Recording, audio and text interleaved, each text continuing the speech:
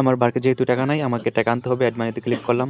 Add মানিতে click করে আমি এখানে যে কার্ড থেকে আনবো ওই কার্ডের সিভিভি নাম্বারটা লিখে দেবো, কার্ডের পিছনে থাকে।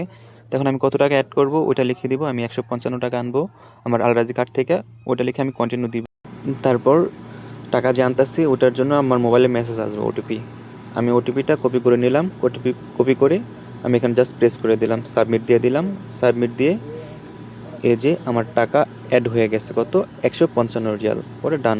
ওকে, এই যে দেখেন আমার 155 রিয়াল অ্যাড হয়ে গেছে। তারপর ইন্টারন্যাশনাল ট্রান্সফারে যাব। ট্রান্সফারে গিয়ে যেহেতু আমি বিকাশে ছাড়বো, আমার অ্যাকাউন্টটা আগে থেকে অ্যাড করা সিম্পলি, ঠিক আছে। জাস্ট সেন্ডে ক্লিক করব, সেন্ডে ক্লিক করে দিলাম। এখানে আমি কত পাঠাবো, 155 রিয়াল। তো আমি 155 রিয়াল আমি এখানে লিখে দিলাম।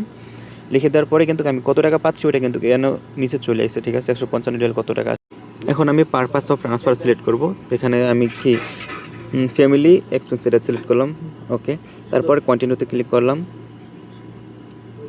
একটু লোড হচ্ছে। লোড হওয়ার পরেই আমাকে এই যে নতুন একটা পেজে নিয়ে গেছে। এখানে সব কিছু ডিটেলস চেক করে নেবেন। তারপর পেতে ক্লিক করব।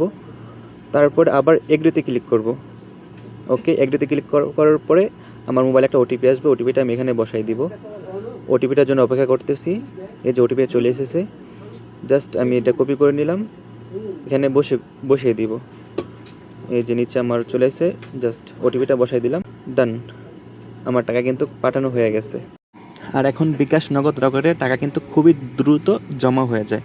প্রণোদনা সহ কত পেয়েছি, 5165 টাকা।